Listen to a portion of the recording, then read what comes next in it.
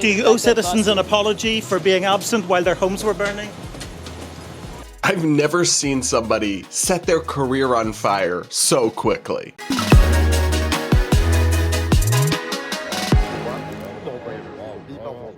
We're going to talk about the downfall of LA Mayor Karen Bass amid the disastrous fires raging through the city, a wild segment on CNN over what, if any, role DEI may have played in this whole fiasco, and LGBT people and activists crashing out over free speech. All this and so much more is coming up on today's episode of the Brad vs. Everyone podcast, my daily show where I take on the craziest ideas from across the internet, our media, and our politics, all from an independent perspective. Up first, we do have to talk about the fires that are devastating LA and the surrounding area right now. Some of the footage and images I'm seeing are just heartbreaking. So if you're in this audience and you're in this community and you're going through that, my heart goes out to you. And even if you're not, just anybody out there, this is a real tragedy. And I'm honestly heartbroken for y'all and hoping you get all the support you need to recover. And I'm always very hesitant to politicize tragedies or natural disasters,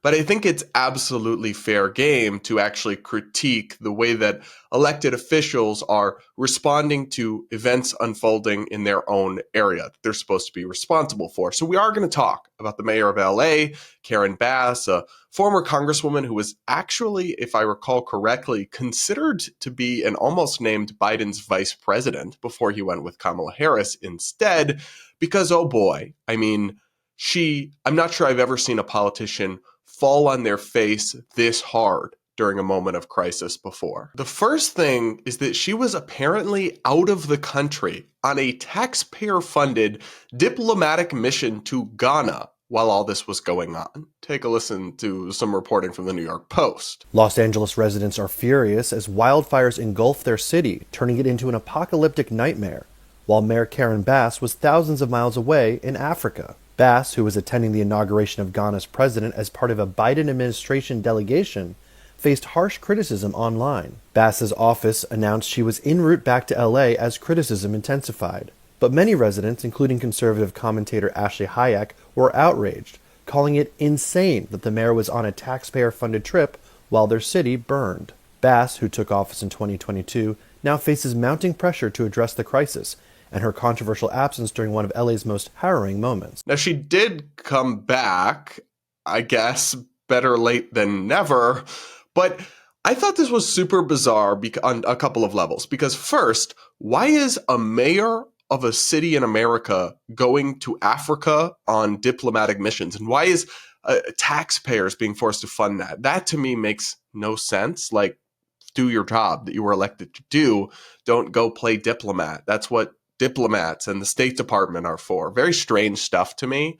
But two, they knew they were going to have fires. Like, this did not catch them totally by surprise. They had forewarning. So why on earth, even if all you cared was optics and you don't actually care about your constituents, why wouldn't you come back? Wouldn't you foresee that it's not going to go over well, that you're abroad on some ridiculous trip funded by taxpayers while your city is literally burning? Then she did come back, but too late, and it only got worse from there, as we'll get into. But to me, it's just like, seriously? And then what makes it so much worse is that, of course, there's receipts for everything, y'all. Whenever I see some Delulu stuff going on, I always know somebody on Twitter is going to find the receipts on them. Remember that thing a few years ago where Texas was being hit by a natural disaster, but Senator Ted Cruz, the Republican, went to Cancun during it? Yeah, he got a ton of flack for that. And somewhat rightly so, it was optically a bad look. But as a senator, I mean, he's not directly responsible. He's not a governor, a mayor, somebody who's actually running things on the ground in the state. So there's only so much he could have even done, but he shouldn't have gone. It was a terrible look. He should have stayed around and helped, of course. But guess what Karen Bass had to say about that at the time? She tweeted, "Ted Cruz fleeing Texas in the middle of a deadly crisis is part of a larger pattern of the GOP abandoning folks in crisis. We need to build a movement to kick them all out." Ooh, that one aged like milk, Karen. There's also just a real competency crisis on display here. I mean, Listen to this clip of Karen Bass speaking during the crisis now that she's back from Ghana. Right now, if you need help, emergency information, resources, and shelter is available. All of this can be found at URL. Los Angeles, together is how we will get through this. Through the heroism of our firefighters. Bruh, she just read URL, like she was supposed to read the correct URL. And new pronunciation of heroism just dropped. I mean, look, it's not the end of the world. It's just a minor verbal tick. But when you combine it with everything, it looks like a clown show over there right now during a real devastating crisis. Then there's this clip from Sky News doing the round where Karen Bass was asked about all these controversies and just no comment. Madam Mayor, David Blevins from Sky News in the UK. I'm not going to do that. We're fire chiefs say that they're really stretched to the limit and running out of water. What have you got to say to that? Me, okay? Have you no response to that? Do you owe citizens an apology for being absent while their homes were burning? Have you nothing to say today? Can you back up? I appreciate it. Have you absolutely nothing to say to the citizens today? Elon Musk says that you're utterly incompetent. Are you considering your position? Do you think you should have been visiting Ghana while this was unfolding back home? I mean, yikes. This is not a good look. And I remember Biden almost made this woman the vice president of the United States. These are very valid questions. I don't know the answers to all of this. I'm not familiar intimately with the details of how LA's municipal government is run, but these all seem like pretty valid questions. And it is notable to me that the person who ended up asking her all these tough questions was a reporter from Sky News in the UK, which it tells you something. They have correspondents over here that cover American stuff, of course, but it's like the local journalists or the mainstream media here don't often have that same kind of energy of just asking tough questions of Democratic elected officials. Once in a while they do, but it did not surprise me to see that the person who actually went hard on Karen Bass like this and asked her the questions she should be asked and then published her very telling non-response wasn't a member of the American corporate press. I think that's telling, honestly. But even many liberals and progressives are admitting that Karen Bass has mangled the optics and rollout of her response to this tragedy. Emily Hoven, a writer for the very left-leaning San Francisco Chronicle, published a piece criticizing Karen Bass and wrote, LA Mayor Karen Bass has finally returned from a trip to Ghana, but it's concerning she went at all and didn't return sooner, giving forecasts of severe fire danger. It's a surprising concept, but local leaders are elected to lead locally. Now, it does take a very long time to travel back from Ghana to California, but the article pointed out that Mayor Bass, there were projections that there were going to be serious weather events and fires potentially breaking out in her city. So she could have potentially decided to not go on the trip. I think they would have survived without her somehow, or headed back days ago when she saw this coming. But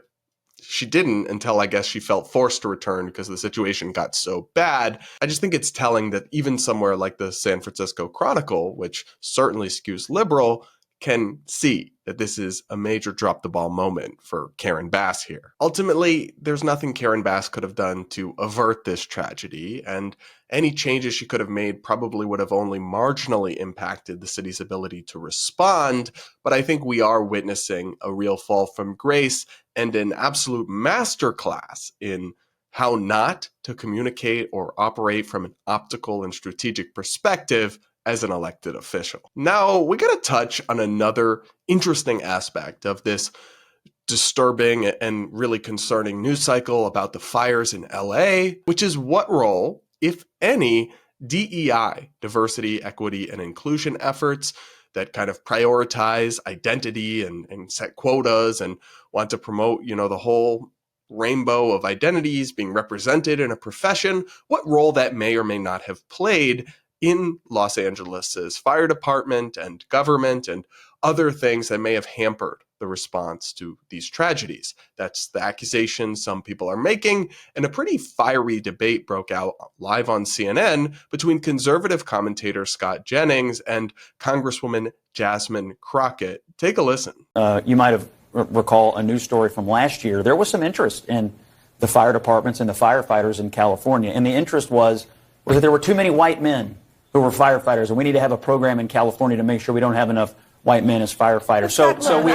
So before we get into the debate that ensued, just so you know what he's talking about, here's an NPR headline from 2023. Firefighting is mostly white and male. A California program aims to change that. They report that California did adopt initiatives to specifically try to focus on making its firefighting ranks more diverse, more females, more people of color, less white men. This is not an imaginary thing. It was widely reported. So that's kind of the context you should know before the argument you're about to hear. If your house is burning down, how much do you care what color the firefighters are? You can respond and then Listen, I am so tired. You know what? There was an article that just came out that said that actually the most educated demographic in this country right now is black women. So let me be clear. Because you are a woman, or because I know that some of the right has been sharing these photos of the fact that I believe that the fire chief may be a woman or something, that has nothing to do with it. We are looking at qualifications. What diversity, equity, and inclusion has always been about is saying, you know what? Open this up. Don't just look at the white men. Open it up and recognize that other people can be qualified. And the fact that we want to, at a time when people are dying, decide that a country of immigrants is failing or people are dying because the same very people that built this country, because the last time I checked, y'all didn't say that anything was wrong with the White House. And I can promise you, it was my ancestors that built the White House. So listen, if we have been good enough to build this country, we are good enough to serve and die overseas, we are good enough to serve in other ways. And the fact that people actually decide that they want to engage in public service, whether it's sitting in Congress or whether it's serving on the fire department or the police department, should not be an issue. The fact is, stop trying to act as if only white men are the ones that are capable. Because right now you're sitting at a table with 3 very capable black women. Yeah, it might actually be 2. There's so much here that's absolutely unhinged. My personal favorite is when she compares her public service of being a professional yapper, which is what most members of Congress are. They do very little if they're not in leadership, and they just go on TV and yap, which, no shade, basically what I do on YouTube. But she compared herself to firefighters heroically, like trying to save people, and what, babe, chill out with that. That's a little delulu and kind of offensive, actually. And she doesn't seem to understand what DEI is or why people have a problem with it. Nobody, at least, I mean, there are some racist people out there, but nobody serious, certainly not Scott Jennings or people like myself who are critiquing the DEI movement, believes that only white men are capable. Also, side note, like, what is this weird racist thing where she wants to take credit for what her ancestors did and throw shade at other people from their I thought we moved on from that. Like, it's actually bad to try to gatekeep or reward or shut down people based on ancestry. You deserve no credit nor condemnation for what your ancestors did, nor do I. Like, who cares? That's irrelevant. She's trying to respond to a straw man argument of Republicans think only white men are qualified by saying, no, actually, only POC women are qualified and white men are trash. Like, that's how she comes off here. Am I missing something? Am I going crazy? I agree with her point that a woman could be a very good fire chief. I think that's entirely possible. But I will also say this: firefighting as a profession is naturally going to be majority male. The physical demanding nature of the work, the kind of just a lot of things. I think even if you have what you should have, which is no sort of identity quotas, oh, we've got to have less men in our departments, that's insane, but just have equal opportunity. These are the standards. Anyone of any race, any gender who can meet the standards without us lowering them is welcome here. You could have a female who rises through the ranks and becomes a fire chief who's hyper competent. Now, is it fair to question that when they're so openly prioritizing diversity and talking about want to get less white men? Yes, it is fair to question that, absolutely. But it's also wrong for us to assume any individual is unqualified just because it's a woman. Like, no, maybe she's qualified. We shouldn't assume that either way, but it's fair to critique this overemphasis on identity and representation at the expense of a field when it comes to life-saving things like firefighting. Just merit, like just the best, okay? Equal opportunity, but don't lower the standards. Don't worry about how you frickin' diverse a rainbow you have on your brochure. We got to save people's lives here. Like, that should not be relevant whatsoever. And I think it's fair to point that out without somebody crashing out on you on camera and losing it and going on an unhinged rant about white people and their ancestors. Like, she is a lot. And it's worth understanding that Scott is right that the LA Fire Department specifically has prioritized DEI. Take a listen to some local news coverage. Los Angeles Fire Department is launching its first ever Diversity, Equity, and Inclusion Bureau. It is dedicated to ensuring a fair and equal workplace environment. Eyewitness News reporter Christian Cordero is live in North Hollywood with more on what it entails and why it's necessary. Christian? Ellen, Colleen, the discrepancies are stark, even just on paper. The LAFD this year hired its first ever female chief, and it says so far this year, 8% of its applicants have been women. That might sound like a small number, but it's actually twice the percentage of female firefighters currently in the department.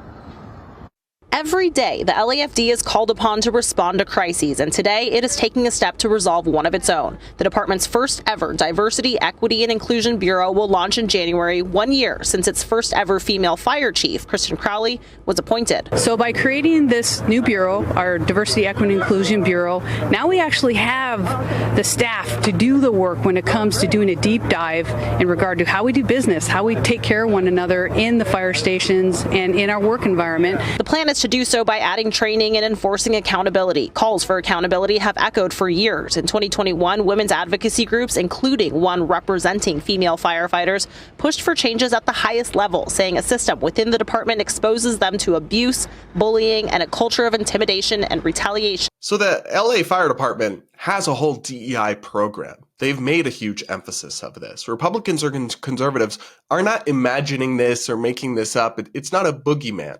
But where a lot of right-wingers are losing me is an attempt to essentially blame what's happening now on that, at least in part.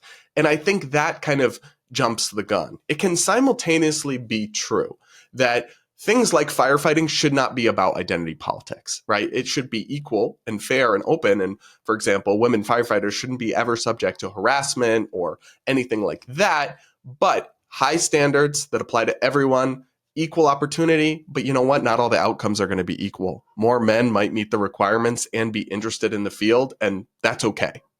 That's actually how meritocracy works. It's not about cookie cutter equal representation and outcomes. No, that's the woke equity approach. No, it's about equality of opportunity, high standards, meritocracy in everything, honestly, but especially in matters of life and death, okay? But we cannot actually draw some sort of through line between blaming DEI at these departments for what's happening now. That's just, there's not evidence substantiating that. The math there does not compute. It has a lot more to do with really complicated questions and policies about wildfire management, forest management, all sorts of really complicated environmental policy issues that have been a problem for a long time in California and are getting worse. It is a vast oversimplification to try to blame it on wokeness, and we don't even know enough about how the fire department has responded yet to say they're doing a bad job. And then if they are doing a bad job, proving that it's because of DEI is also something you have to actually prove. You can't just show they do DEI, bad things are happening, ergo DEI is causing bad things. That is a hyper simplistic approach that actually kind of reminds me to the one that some woke types will take, where they say a problem exists, there is some racism in this institution, racism is the cause of this problem. Not everything is caused by your pet issue that you are upset about or worked up about, whether it's DEI, whether it's microaggressions or racism. And I don't really think that in the aftermath of such tragedies is the right time to try to make those dunks. We should have a conversation about why DEI should be excised from American life and meritocracy should be the reigning principle of the day, but we shouldn't jump to, assuming that women in positions of power are just there because they're women in DEI, just because we see them. We shouldn't just see a black person and start yelling, DEI hire, like that. That is a vast overreaction. The pendulum is swinging too far into the opposite extreme with a lot of the online right on this discourse. And I think the conversation is just losing the nuance and also the care of taking, hold on, let's wait and see. Okay, get some more facts. We don't need to blame and attack people always in the aftermath of tragedies, but that's what so many people seem to do. That's my take on some of the controversies relating to this disaster down in LA. Let me know what you guys think. I want to hear your feedback. If you're being affected and there's some way I can help, please do let me know. Do hit that like button while you're at it and make sure you're subscribed if you aren't yet. I know some of you watch regularly but haven't subscribed to the channel yet, and thank you for watching, but also like side eye to you for not subscribing and helping me out, but still love you, but you could really do that, I think. And now, one more topic that we're going to touch on today. LGBT activists and alphabet people in the Wi-Fi password movement are crashing out. They are losing it over free speech. Basically, we talked about this yesterday, but if you missed out on that episode, well, Meta just announced via Mark Zuckerberg, Facebook and Instagram, Threads, the other platforms they own, that they're updating their policies to allow for more free speech, even things that some people consider hate speech. And the LGBT activist community, the left-wing kind of predominant community, is not taking this well. They are actually kind of melting down. Here's how Pink News, the left-wing LGBT website, covered this development. Here's what Meta's new rules mean for LGBTQ+ people. On Tuesday, the 7th of January, the company revealed its new moderation policies and practices. Under the section on hateful conduct, it now says, "We do allow allegations of mental illness or abnormality when based on gender or sexual orientation, given political and religious discourse about transgenderism and homosexuality, and common non-serious usage of words such as weird." Meta will also allow content that advocates for sex or gender-based exclusion from spaces commonly limited by sex or gender, such as restrooms, sports, and specific schools. In response to the new moderation policies, GLAAD President and CEO Sarah Kate Ellis said, "Meta is continuing to normalize anti-LGBTQ hatred for profit at the expense of its users and true freedom of expression." And I wanted to see what prominent LGBT influencers were saying, so I went over to that left-wing echo chamber, Blue Sky, to see what they were posting, and oh boy, they're not coping well with the notion that people online might be more free to say things they don't like. Jessie Gender, the prominent leftist trans YouTuber, just tweeted with no attached context, but I think it's pretty fair to guess what Jessie's talking about. Meta. Jessie added in a follow-up tweet, "It's also worth noting the fact that Meta at the same time has changed their policies to allow women to be referred to as household items, rolled back diversity initiatives, and allowed anti-trans rhetoric on their platform showcase how racism, anti-trans hate, and sexism all come hand in hand." I mean, this is just not the bar that Jessie thought it was. Like, obviously, updating your policies to allow for more offensive speech is going to apply to multiple categories of offensive speech, not just one. But Jessie was not the only trans activist losing it online after this news. Somebody named Alejandro Caraballo, who's a very prominent trans activist, wrote on Blue Sky, "Meta is pure evil and deserves to be wiped off the face of the planet." Oh, that seems like a normal reaction and not at all unhinged. They removed all restrictions on content targeting protected characteristics. An example, hate speech. That's actually not true. They didn't remove all restrictions. Alejandra continued, "Anyone working there is complicit. You are enabling this. You will have blood on your hands." Oh my God, give me a break. God forbid you work at a company and you are enabling people being allowed to express themselves, even in ways that some people find offensive, which is a human right. Well, what? And they do this all the time. They try to say, "You have blood on your hands." It's like an emotional guilt trip to try to bully you into agreeing with them. Otherwise, you're somehow a murderer. No, I'm sorry. But like, you and your internal sense of self should never be so susceptible to what other people think that other people's words can hurt you like this or cause you physical harm or cause you to harm yourself, which is what Alejandro is basically implying.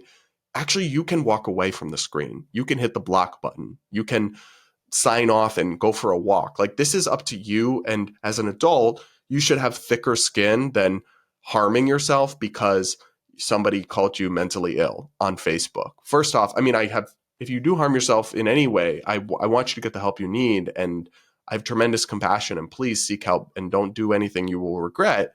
But at the end of the day, like, you are responsible for your own mental health, and you can't let other people's words have this kind of profound effect on you. And if they do, that is ultimately something you need to work on in yourself, because you don't have the emotional resilience of a fully mature adult. And nobody can give you that. And the whole world can't be bubble wrapped enough to protect you from ever having your feelings hurt, nor should it be. And that's the thing. They are particularly upset about certain parts of Meta's changes that we'll get into here. Alejandra tweeted, Meta literally created an LGBTQ exception for calling someone mentally ill as an insult. You can't do it for any other group except LGBTQ people. Wait, but I thought you said they got rid of all their standards and content moderation.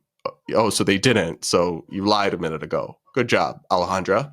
And Alejandra attached a screenshot of this new update from the Meta rules. We do allow allegations of mental illness or abnormality when based on gender or sexual orientation, given political and religious discourse around transgenderism and homosexuality, and common non-serious usage of words like weird. The trans activist Erin Reed, who falsely claims to be a journalist, tweeted, or I guess blue skied, if you work at Meta and support LGBTQ people, no, you don't. Yeah, people should quit their jobs because, God forbid, other people can say things that hurt your feelings on the internet. Like, I just have no sympathy for this whatsoever. Like, let me talk about the gay portion, because I'm gay, so it's my truth. They can't even question my ability to speak on this.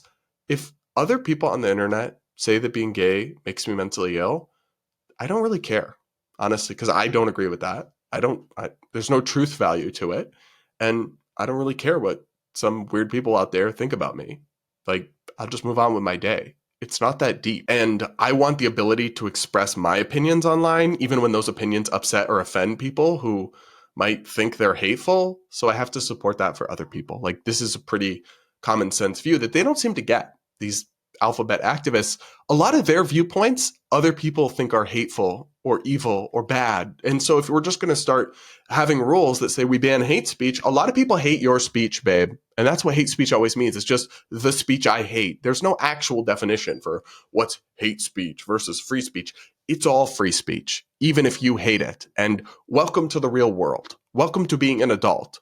Just like, buckle up, buttercup. Words can't hurt you. The thing where they're so mad about the notion that anybody would ever be able to suggest that being transgender is a mental illness, there's so many problems with this. First and foremost, I thought there was nothing wrong with mental illness. I thought we were destigmatizing mental health, which I support. And I don't like to say that being trans is a mental illness because it feels harsh. Even though we want to remove that stigma, we haven't yet. But it is a mental condition, right? You have gender dysphoria in order to justify transitioning. You have this intense mental health issue with your biological sex. That's what makes transitioning for adults legit. But they're saying that if you say that they're mentally ill, that shouldn't be allowed. That's like gonna kill us or whatever. That's actually the fact that makes actual trans adults needing to transition valid.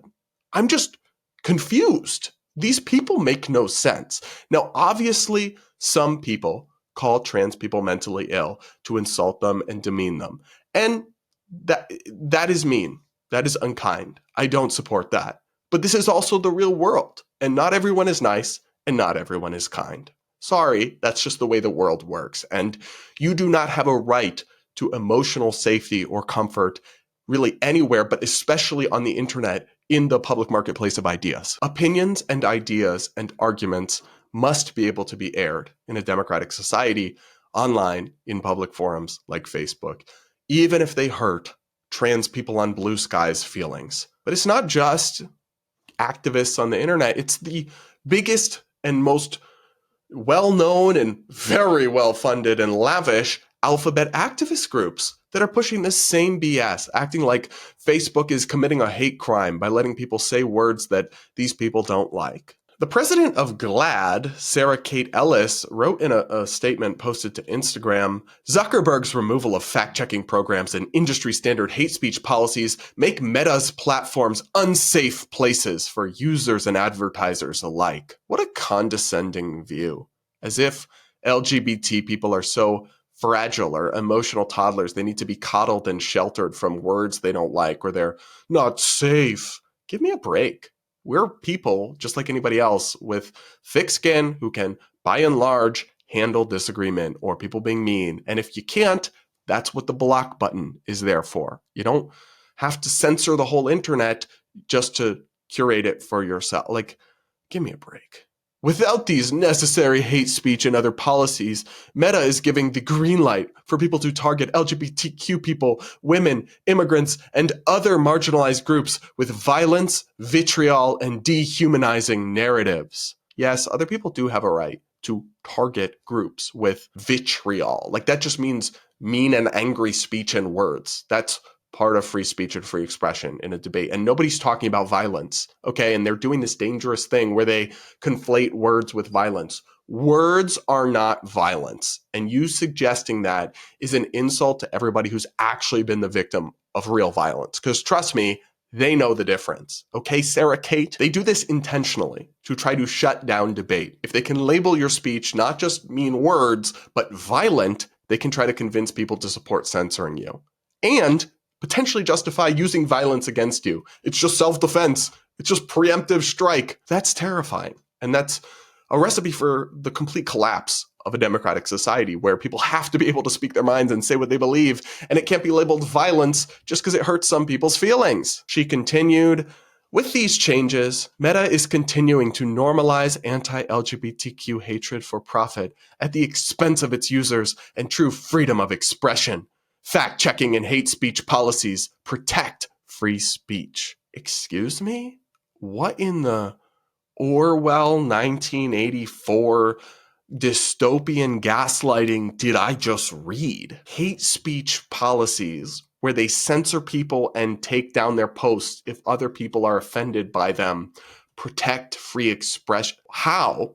That's literally the opposite of reality. Your right to free speech doesn't mean a right to stop other people from speaking. And to be clear, when we're talking about Facebook's content moderation decisions, it's not free speech in the First Amendment sense, because that's about government restrictions, but it's about a cultural principle of free speech that exists independent from legal principles. And then sometimes also the government has pressured Facebook to censor certain things, and that does get into the legal territory. But right now we're talking about a cultural ethos of free and open expression and debate and tolerance, the kind of, I may disagree with what you have to say, but I'll defend to the death your right to say it. The kind of spirit of America that we've had culturally for free speech for a long time, that we actually undergirds our legal protections. So if that culture goes the way of the dodo bird, at some point the legal protections will as well. That's what we're talking about when we talk about free speech here. We're not talking about literally the First Amendment, just to clarify that for people. They have a dystopian vision of free expression where they get to say whatever they want about anyone, no matter how hateful and dehumanizing they are towards MAGA voters or Republicans or whoever. But if you say anything that offends them, you're doing hate speech and should be banned, censored, throttled, demonetized. No, absolutely not. America is rejecting your insanity. You guys had some cultural currency in like 2020 in the peak woke era, but people are sick of your shit, frankly. They're moving on. They're moving towards a cultural ethos that re-embraces that kind of American spirit of disagreement and debate and isn't so sensitive and so politically correct. And that, as far as I'm concerned, is a good thing. No matter how angry and unhinged it causes alphabet activists to be. But what do you guys think? Do let me know in the comments, because that was a real doozy, that story. And do hit that like button before you go, and make sure you're subscribed. All right, everybody, that's it for this episode of the Brad vs. Everyone podcast. Thanks so much for tuning in, and we'll talk again tomorrow.